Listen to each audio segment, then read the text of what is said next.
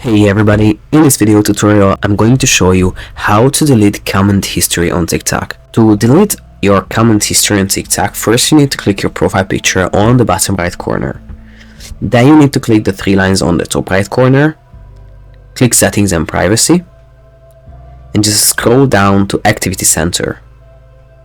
Here you will be able to see your comment history. You just need to tap that and you will be able to see that I only have one comment. If you would have more comments, all of them would show here, obviously, and you just need to click on the specific comment you would like to delete and just hold it and tap delete.